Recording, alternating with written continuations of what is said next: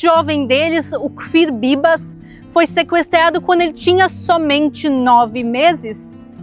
E ele está agora mais tempo de vida nas mãos do Hamas do que ele esteve nos braços da mãe dele.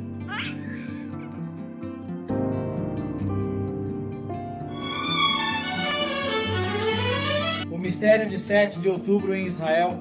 Acontecimentos que abalaram o mundo. Graça e paz, queridos irmãos e irmãs. Hoje vamos falar de um acontecimento que marcou o mundo em 7 de outubro. O que realmente aconteceu em Israel nessa data? Antes de mergulharmos nessa revelação, quero compartilhar com vocês o versículo de Salmos 122, 6.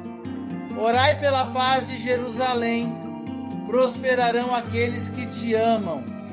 Mas antes de começarmos, gostaria de pedir um favor especial a você, nosso querido espectador.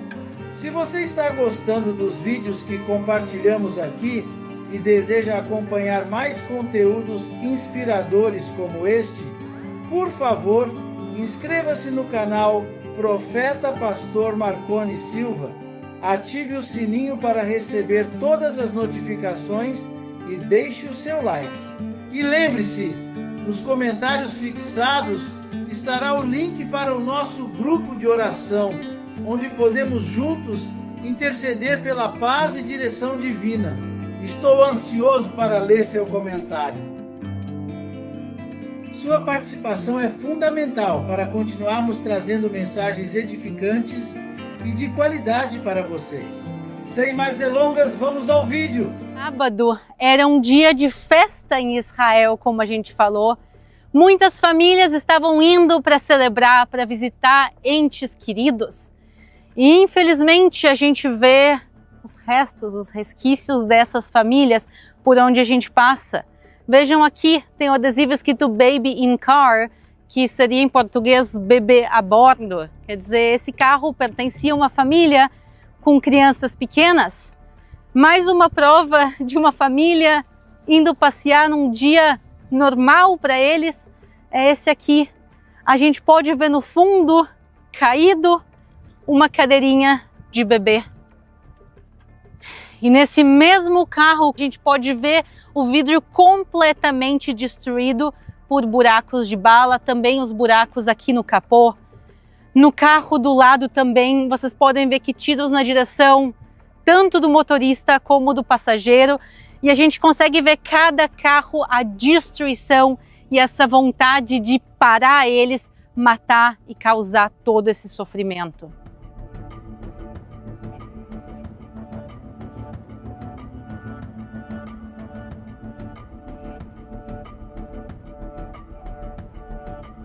Cada carro, cada veículo aqui conta uma história.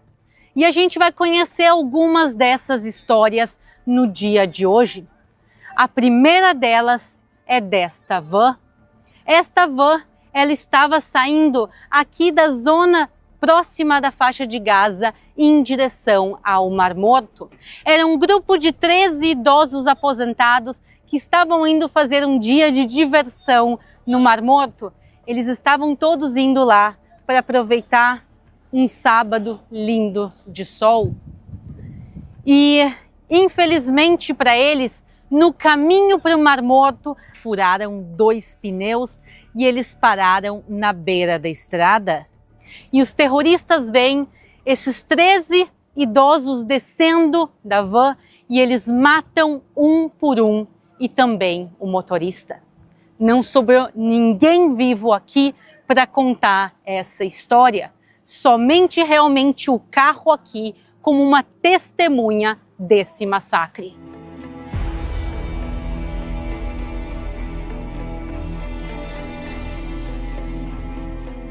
Esse ataque foi organizado durante anos e a ideia era infiltrar simultaneamente milhares de pessoas em Israel para sobrecarregar o exército e os serviços de emergência. E por isso a gente viu que em questão de poucas horas, milhares de terroristas se infiltraram por ar, por mar mas principalmente por terra, eles entraram com mais de 80 carros. Aqui nós temos, pessoal, não carros de vítimas. Esses 2 carros que estão do meu lado são carros que os terroristas prepararam para este ataque e entraram com eles. E eu quero mostrar para vocês aqui a preparação. Venham aqui para a parte de trás do veículo. Eles montaram toda a parte de trás desse Jeep aqui com mecanismos para usar lança-granadas, metralhadoras, RPGs, diferentes tipos de armas de ataque foram colocadas tanto nesse Jeep como no Jeep do lado daqui, olha. Vejam toda essa preparação, pessoal. Isso aqui não foi do dia para a noite. Foram mais de 80 desses carros, 2 foram trazidos para cá. E eu quero que vocês também olhem a frente do carro. Vejam essas barras de metal que eles colocaram na frente do carro. A ideia era ser uma espécie de uma barricada, porque eles planejaram invadir os kibbutz aqui da região, como eles realmente fizeram. E os kibbutz têm cerca para entrar, então eles construíram isso aqui especialmente para poder derrubar a entrada do kibbutz e entrar e atacar a população civil. Eles sabiam exatamente onde as pessoas estavam. Eles foram extremamente preparados. Se descobriu que eles tinham mapas da zona de dentro de Israel, demarcado onde ficavam as escolas, as creches, os refeitórios, as praças, porque eles tinham planejado onde eles iam atacar. O alvo não eram alvos militares, e sim alvos civis. Mas como eles sabiam onde e como eram os lugares por dentro? Porque Israel, por muitos e muitos anos, deu visto de trabalho para pessoas de Gaza entrarem para trabalhar em Israel, e muitos deles trabalhavam dentro dos próprios kibbutz. E infelizmente algumas poucas dessas pessoas que entraram para trabalhar não tinham a intenção de trazer um ganha-pão digno para sua família, e sim o objetivo deles era ser espiões em nome do Hamas dentro de Israel. E uma das coisas mais terríveis que eu vi durante tudo que foi descoberto a partir do 7 de outubro eram as folhas que eles entraram. Eles tinham folhas escritas de um lado em árabe e do outro em hebraico, porque eles tinham planejado o que eles iam fazer com a população israelense, com homens, mulheres e crianças. Aqui para vocês também na tela uma dessas folhas que se achou no bolso de um desses terroristas. Entre as coisas que se encontraram escritas em hebraico é: tira a roupa, abre as pernas e tantas coisas. Então aqui a gente pode ver o planejamento, que nada foi por acaso. Então mais de 80 desses carros entraram em Israel, nós temos 2 aqui, mais alguns lá no fundo, e aqui do lado a gente pode ver uma pilha de motos. Eles entraram com mais de 200 motos em Israel. Então a gente pode ver aqui algumas, lá no fundo também tem uma pilha gigantesca de motos. E então esses foram os veículos que eles entraram, e 2 das motos que tem aqui, que são as maiores que tem, elas eram de Israel, que eles roubaram as motos e usaram também para avançar no território, avançar para dentro. O objetivo não era só massacrar o sul de Israel, o objetivo era massacrar todo o país. E felizmente Israel sim conseguiu parar eles, mas infelizmente foi tarde demais para 1.145 pessoas e mais os 251 sequestrados. E então, como aconteceu esse dia? Eles entraram com as motos, entraram com os carros, começaram a matar, estuprar, torturar, avançando. Parte deles, eles começaram a pegar as pessoas e sequestrar de volta, mas não só pessoas, eles roubaram muita coisa aqui de Israel. Eu filmei em Nir Oz, um dos kibbutz onde aconteceu o massacre. Eu vou deixar o vídeo linkado se vocês quiserem assistir ele depois. Mas eles entraram e roubaram o que tinha dentro, não só o pessoal do Hamas, também população civil, mulheres e crianças entraram para realmente roubar o que havia em Israel. A gente entrevistou uma mulher também que fala português, do kibbutz Nir Oz. Ela falou que até os talheres da casa dela roubaram, quer dizer, eles tentaram tirar tudo que tinha de valor, além de tudo que eles fizeram com as pessoas, e por isso a gente vê esses 2 veículos aqui. Esse aqui era um veículo de um idoso que usava dentro do kibbutz para se locomover de um lado para o outro, e esse veículo, ele foi encontrado dentro da faixa de Gaza, quer dizer, eles entraram, roubaram ele, levaram para dentro da faixa de Gaza, sem ninguém dentro, e quando Israel encontrou esse veículo, trouxe ele de volta e trouxe para cá, porque o dono desse veículo não está aqui para contar a história, então pelo menos o carro tá. A mesma coisa esse trator, eles simplesmente sabem que o trator vale muito dinheiro, eles simplesmente pegaram e roubaram o trator. E esse carro branco que a gente está vendo aqui, ele também foi levado para Gaza. Mas infelizmente ele não foi levado só o carro. Este carro pertencia a Kit e a Aviva Siegel. Eles eram um casal, ela de 62 anos e ele de 64. E eles foram sequestrados no próprio carro deles. Os terroristas na frente, eles jogaram o casal atrás e dirigiram e entraram com esse carro para dentro de Gaza. A Aviva, depois de 51 dias, ela foi libertada em uma das negociações e ela foi trazida de volta a Israel. E o Kit, de 64 anos, já está há 1 ano nas mãos dos terroristas do Hamas e nós não sabemos se ele está vivo ou o estado de saúde dele. Então, o que esse carro está fazendo em Israel? Esse carro foi encontrado pelo exército de Israel abandonado do lado do hospital Shifa, dentro da faixa de Gaza. Nós sabemos que muitos dos sequestrados foram presos, cativos dentro do hospital. Provavelmente também o casal ficou lá um tempo. Então, quando Israel entrou e encontrou o carro deles, eles trouxeram aqui de volta para Israel. A Aviva está aqui ainda esperando a volta do marido dela. Um lugar que eu e a minha família, a gente tem muito carinho é Nir Oz. Meu pai morou lá há muito tempo atrás, eu conheci o kibbutz. É um dos kibbutz que mais sofreram com esse massacre.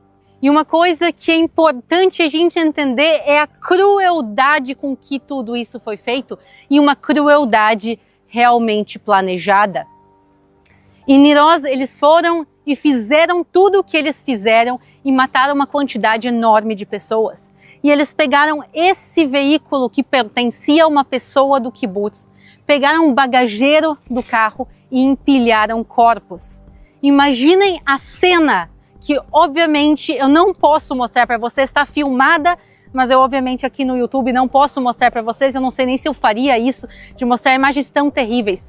Mas tem imagens desse bagageiro desse carro com uma pilha de corpos viajando em direção a Gaza. Porque eles sequestraram não só pessoas vivas, como também corpos. Porque qual o sentido de sequestrar corpos? Para não dar nem a mínima decência para essas famílias de poderem sepultar os seus entes queridos de uma maneira honrosa. É tirar tudo que essas pessoas tinham, destruir as casas deles, roubaram, depois queimaram as casas, destruíram o sistema de água e de esgoto de Nir Oz, queimaram os carros para que os sobreviventes não pudessem fugir. E aquelas pessoas que foram assassinadas, se não foram queimadas, eles tentaram levar os corpos para Gaza. E onde eles não tinham espaço para levar os corpos, ou não tinham força para levar tantos corpos, muitos deles eles decapitaram e levaram só a cabeça. Esse é o nível das coisas que aconteceram no 7 de outubro. E Israel, quando começou a realmente defender a sua população, entender o que estava acontecendo, eles viram através de imagens aéreas esse carro se dirigindo até Gaza e viram que não havia nenhuma pessoa mais com vida aqui atrás e eles não queriam que esses corpos fossem sequestrados e por isso Israel o que fez, eles bombardearam aqui o motor do carro para parar o carro e assim os terroristas fugiram a pé do carro e deixaram, e pelo menos as famílias puderam realmente ter o mínimo que é poder sepultar os seus entes queridos. Então a gente vê aqui realmente a crueldade e é difícil entender como tem alguém que não reconhece o que aconteceu aqui e em toda essa região. A gente pode ver aqui desse lado, esse carro aqui era uma ambulância, a ambulância do kibbutz Nir Oz.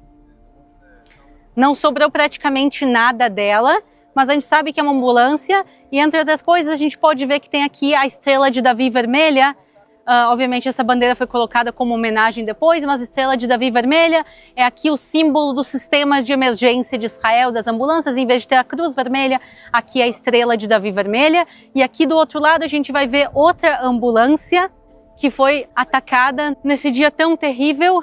Quando os terroristas começaram a atacar, muitas pessoas foram buscar o que era um refúgio. E muitos viram uma ambulância e disseram: aqui é um local onde eu posso me refugiar, me esconder. E 18 jovens entraram aqui nessa ambulância para buscar atendimento médico. Parte deles já estavam feridos e simplesmente os terroristas lançaram um RPG, quer dizer, um lança-granadas. Eles lançaram aqui uma granada que simplesmente incendiou esse veículo. Essa ambulância foi incendiada e as 18 pessoas morreram aqui queimadas vivas. Não sobrou nada aqui de dentro. E nesse momento eu tenho que contar a história de outro grupo de heróis desse local, que é o Zaka. Então eu quero junto agora com vocês até a parede dos carros e a gente vai ouvir agora quem é o Zaka.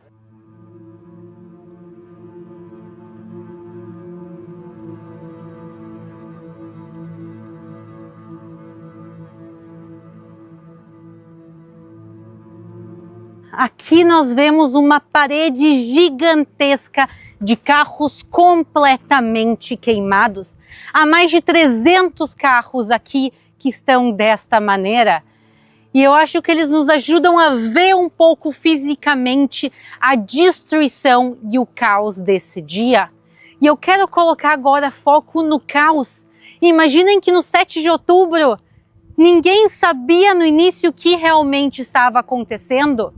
Muitas pessoas não sabiam onde estavam seus entes queridos. Cadê os meus filhos? Cadê meus avós? Cadê meu marido? Cadê todo mundo? Ninguém sabia se eles haviam sido assassinados, se os corpos haviam sido sequestrados, se eles foram sequestrados ainda em vida, se eles tinham conseguido de alguma maneira escapar, pegar um carro, se esconder numa floresta. Há casos realmente milagrosos de como as pessoas conseguiram se salvar. E muita gente perdeu o contato com as suas famílias e nas horas e nos dias e nas semanas seguintes se começou a realmente ter uma ideia mais clara do que estava acontecendo. Eu lembro que nesse mesmo sábado terrível eu entrei aqui no canal ao vivo para contar para vocês o que havia acontecido e eu lembro que eu falei de 250 mortos. E hoje eu estou aqui de volta para contar que só naquele dia foram 1.145 mortos, além de todos os que foram mortos depois, além dos que foram levados vivos e mortos no cativeiro. Então, se teve que fazer um trabalho gigantesco para se reencontrar essas pessoas, descobrir se eles estavam vivos ou não, e se eles não estavam vivos, onde estavam os corpos. Haviam corpos espalhados por toda essa região e muitos corpos dentro dos carros. E aqui entra o Zaka. O Zaka é uma organização voluntária em Israel que o que eles fazem é realmente dar a última honra que eles podem dar a uma pessoa que já não está conosco. O lema deles é salvar o que se pode e honrar o que se pode. E eles vieram aqui de carro em carro e começaram a ver se havia pessoas dentro e começaram a tirar os corpos, ajudar a identificar eles e devolver eles para suas famílias para eles poderem ser sepultados. E alguns carros foi, entre aspas, um pouco mais fácil identificar que haviam pessoas, outros carros não. Alguns carros eles tiveram que sepultar partes dos carros juntos porque não havia como separar a pessoa do carro. E nesse caso dessa parede que a gente está vendo aqui, obviamente os carros depois foram empilhados, mas eles pegaram cada um desses carros e eles tiveram que aspirar as cinzas humanas. E quando a gente fala de judeus queimados, de cinzas humanas, a primeira imagem que vem à cabeça é o Holocausto. E realmente esse é o maior massacre desde a época do Holocausto contra o povo de Israel, não só contra o povo de Israel, mas aqui em Israel sem dúvida nenhuma. E por isso eles passaram um mês aqui, todos os dias, aspirando as cinzas dos carros para poder tentar identificar quem eram as pessoas, para devolver para suas famílias, para sepultar. Eles passaram em cada um desses carros. E por isso cada uma dessas marcações que a gente viu num carro tem um significado. Que eles foram e verificaram até o último fio de cabelo que tinha ali para tirar e honrar essas pessoas. Há marcações que mostram quem foi achado, se não foi achado, mas realmente foi um trabalho tão gigantesco e difícil de ser feito pelo Zaka, que o Zaka, que é o órgão encarregado de Israel de fazer isso, não deu conta do trabalho, e por isso nas primeiras semanas pós 7 de outubro, quem veio até aqui, este lugar fisicamente onde nós estamos, foram arqueólogos do Ministério de Antiguidades. Porque haviam aqui em coisas em estado tão destruído, que eles tiveram que trazer arqueólogos aqui para ajudar a tirar os restos humanos para serem levados aos sepulcros. E por isso também, entre as bandeiras que a gente vê aqui nesse local, a gente vê as bandeiras de Israel, a bandeira dos serviços de ambulância de Israel, mas também a bandeira do Ministério de Antiguidades e dos arqueólogos.